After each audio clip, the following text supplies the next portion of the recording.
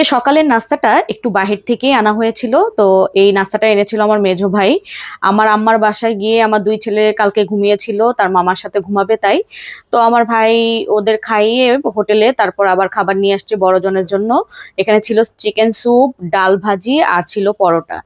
তো বড়জনও খেয়ে নিল। তো সকাল সকাল ডিম পাঠিয়ে দিয়েছিল। ডিম যেহেতু আমার বাসায় একদমই শেষ হয়ে গেছে, তো ডিমটা সব সময় একটু বেশি করেই আনে, কারণ একসাথে শেষ হয়ে গেলে আবার নিয়ে আসা হয়। এখানে প্রায় 5 ডজনের মতো ছিল ডিম, তো আমি সবগুলোকে একটা ঝুড়িতে রেখে দিলাম।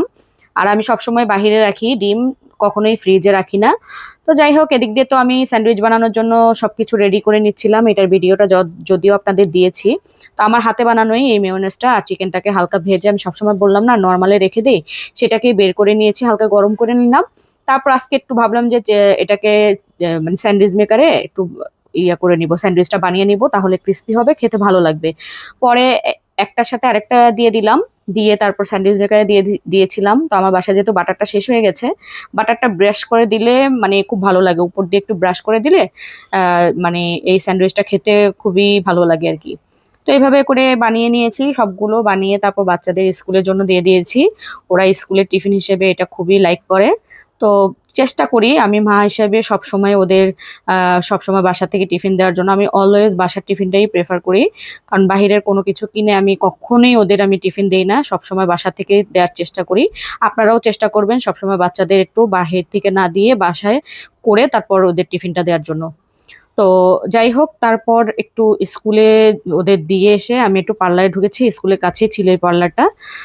তো ঢুকে আবার বের হয়ে গেলাম, বড় ছেলেকে নিয়ে এসেছি। আসার পথে সুলতান ডাইন থেকে এই চিকেন বিরিয়ানি, চিকেন না সরি, এটা হচ্ছে গিয়ে মাটন কাচ্চি আর কি।